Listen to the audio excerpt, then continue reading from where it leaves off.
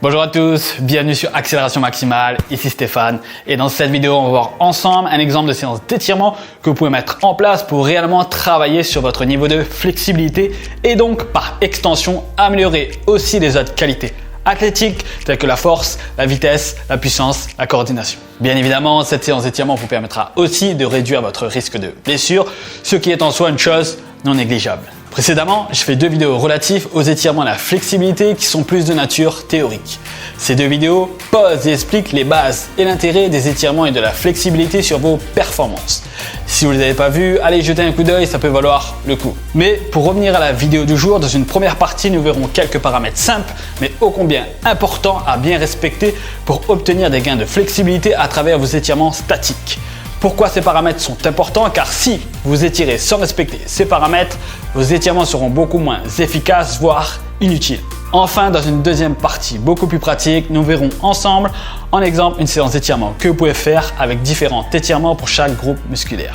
Jingle.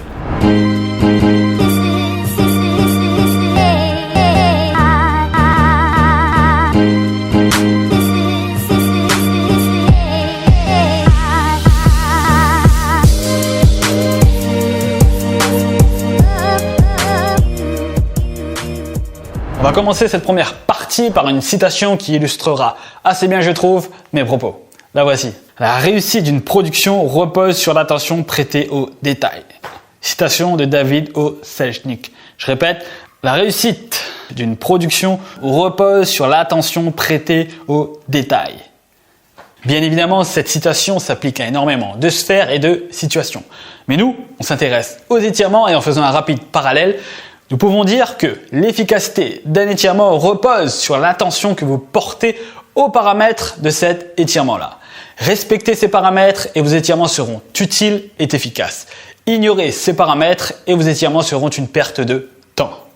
Ainsi, à l'écran, vous avez exactement le même étirement qui s'affiche à droite et à gauche. C'est un étirement classique des quadriceps que vous connaissez tous. À première vue, on voit clairement que l'exécution de l'étirement est le même, mais d'un côté, autant la position de l'étirement que sa durée, que son intensité, que sa fréquence, que son timing sont pris en compte.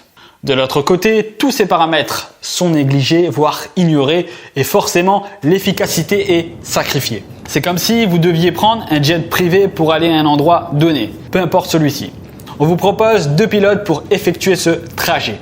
Ces 2 pilotes sont de qualité et d'expérience égales au niveau du contrôle du jet privé.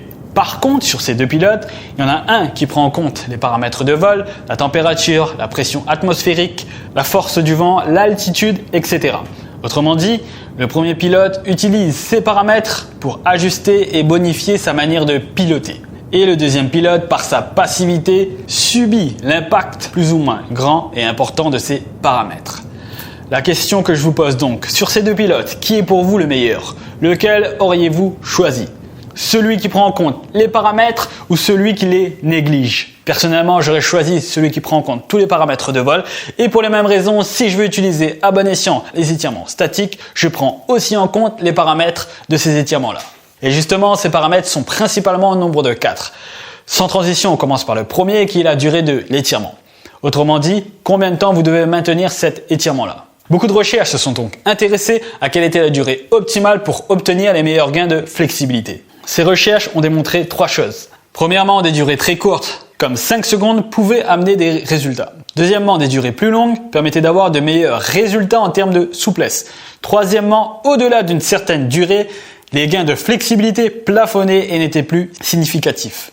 Ainsi, d'après ces recherches, une durée comprise entre 30 et 60 secondes est la meilleure des options. Pour ma part, j'aime bien 2 fois 30 secondes sur chaque étirement, mais libre à vous d'agencer ça comme vous le voulez. 1 fois 1 minute, 4 fois 15 secondes, tant que vous respectez ces 30 à 60 secondes sur chaque muscle, le contrat est rempli.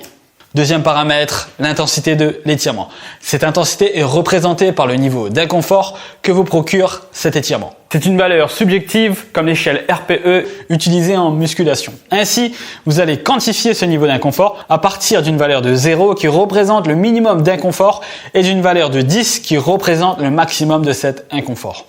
Pour la souplesse, visez une intensité comprise entre 5 et 8 sur 10 pour obtenir les effets désirés. Troisième paramètre, la fréquence. Plus vous réaliserez de séances d'étirement et plus vite vous progresserez. Mais comme toute chose nouvelle que vous implantez dans votre vie, si vous y allez trop vite, vous risquez de vous brûler les ailes. Vaut mieux faire 2 séances par semaine toute votre vie qu'une séance tous les jours pendant 8 jours mais abandonner par la suite. Soyez constant, c'est le maître mot. Ainsi, une fréquence de 2 à 3 fois par semaine me semble être un bon rapport résultat-temps. Bien sûr, si vous êtes motivé et si vous avez plus de temps à y consacrer, vous pouvez augmenter cette fréquence jusqu'à 1 fois par jour. Quatrième paramètre, le timing, c'est-à-dire à quel moment vous devez vous étirer. Personnellement, je pense que programmer une séance d'étirement spécifique est la meilleure chose à faire. Ainsi, dégagez au minimum 30 minutes dans votre planning pour programmer votre séance d'étirement et gagner en souplesse. De plus, ne vous étirez pas en vue de gagner en flexibilité avant vos entraînements car cela diminuera vos performances et pourra même augmenter votre risque de blessure. Après une séance, et d'autant plus si elle est intense, ce n'est aussi pas le bon moment de vous étirer en vue de gagner en flexibilité. Vos muscles ont déjà assez souffert et ajouter des étirements longs et intenses ne fera qu'ajouter des micro-traumatismes sur vos muscles. Cela sera d'une part contre-productif sur l'amélioration de votre souplesse et d'autre part vous allongerez votre délai de récupération. Après une séance d'entraînement, privilégiez des étirements courts d'une dizaine de secondes et peu intenses, pas plus de 2 à 3 sur 10 en termes d'intensité.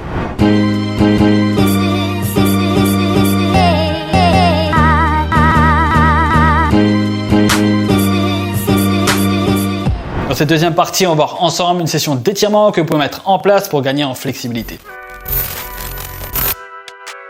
Donc tout d'abord, on va commencer cette séance d'étirement par un léger échauffement. Cet échauffement permettra d'augmenter la circulation sanguine, la température corporelle, la température des muscles, ce qui permettra de rendre par la suite ces muscles plus facilement étirables. Bien sûr, vous pouvez faire vos échauffements habituels, il n'y a aucun souci là-dessus, mais si vous faites la séance chez vous, et je pense que ce sera le cas, ça pourrait être difficilement réalisable. Donc voici un exemple d'échauffement qui dure à peu près 10 minutes et qui fera le job. Là, je vous montre tout ça assez rapidement car dans le cas contraire, cette vidéo va durer 45 minutes. Mais sachez qu'en complément de cette vidéo, j'en ferai une autre demain ou après-demain qui montrera toute la séance en détail. Donc là, à l'écran, vous voyez différents exercices simples. Pas la peine de les faire à fond, faites-les avec une intensité moyenne. Ça suffira largement à bien vous échauffer et vous préparer à la séance d'étirement. Ainsi, après avoir effectué cet échauffement, on va passer aux étirements. Après avoir effectué cet échauffement, on passe donc aux étirements. Ce sera du classique de chez classique, ça sert à rien de réinventer la roue. Ceux qui étaient là avant nous ont testé, ont essayé, ont amélioré et ont trouvé depuis longtemps les meilleures positions d'étirement à réaliser. C'est d'ailleurs pour ça, et c'est loin d'être un hasard, que tout le monde utilise à peu près ces mêmes positions d'étirement.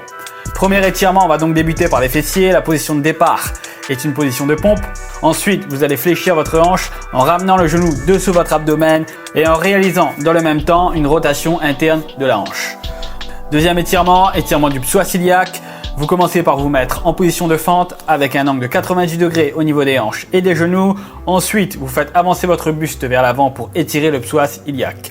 Conjointement à ça, vous ajoutez une flexion latérale du buste pour davantage étirer le psoas iliaque. Troisième étirement, étirement des adducteurs. Au yoga, on appelle cette position la posture de la grenouille. C'est un étirement à 4 pattes où vos genoux sont bien écartés et vous poussez votre bassin vers l'arrière. Quatrième étirement, étirement des quadriceps. Un classique que vous connaissez tous, c'est basiquement une flexion complète du genou. Cinquième étirement, on enchaîne sur les ischios, les jambes sur une chaise et on ramène la poitrine vers la hanche. On enchaîne ensuite sur un étirement des mollets, debout contre un mur avec la jambe arrière tendue et le pied qui reste bien à plat au sol. On pousse le corps vers l'avant pour étirer le mollet. Dernier étirement sur les membres inférieurs, il sera sur le muscle jambier antérieur. Vous êtes en position de fente avec vos mains sur une chaise et votre pied en flexion plantaire. Voilà pour les membres inférieurs, on passe maintenant sur la partie haute du corps avec l'étirement des grands dorsaux. Vous mettez vos deux mains sur une chaise par exemple, vous pouvez aussi choisir une table et vous placez vos épaules en flexion complète pour permettre une extension complète thoracique et l'étirement des grands dorsaux. Le grand dorsaux étant étiré, on s'attaque maintenant aux pectoraux face à un mur mais tourné à peu près à 45 degrés, épaules à 90 degrés, coude à 90 degrés, avancez le buste vers l'avant pour étirer le muscle pectoral majeur. Pour le muscle pectoral mineur, il suffit de rester dans la même position mais de remonter la position des mains. Ensuite, on s'attaque aux muscles des épaules avec cet étirement en position de dips et cet autre étirement en rotation interne de l'épaule. On enchaîne pour finir sur les muscles du bras, triceps et biceps avec ces deux étirements-là. Voilà le type de séance que vous pouvez mettre en place pour gagner en flexibilité. Si vous la suivez, vous en avez pour 45 minutes minimum. Donc, vous pouvez la couper en deux si vous n'avez pas ce temps-là. Vous pouvez alterner par exemple un jour sur l'autre entre les étirements du haut du corps, les étirements du bas du corps. Bien sûr, d'autres positions d'étirement sont possibles. Vous pouvez aussi étirer d'autres zones comme le poignet et les muscles du cou, par exemple, ou bien délaisser un peu certaines zones où vous êtes suffisamment souple. C'est vous le chef à bord, donc écoutez votre corps et vous verrez et sentirez que certaines zones plus raides méritent d'être plus étirées.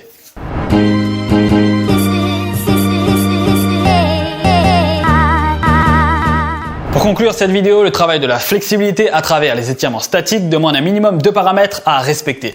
Ces paramètres sont la durée, la fréquence, l'intensité et le timing de vos étirements. Ainsi, pour obtenir des gains de flexibilité, vous devez vous étirer pendant 1 minute sur chaque muscle. Ces étirements devront être réalisés avec une intensité comprise entre 5 et 8 sur 10. La fréquence de ces séances d'étirement devra être de 2 à 3 fois par semaine minimum pour obtenir des résultats assez rapides. Et enfin, le meilleur moyen d'inclure ces étirements est lors de séances spécifiquement dédiées à la flexibilité. De plus, plusieurs positions d'étirement sont possibles pour chaque muscle.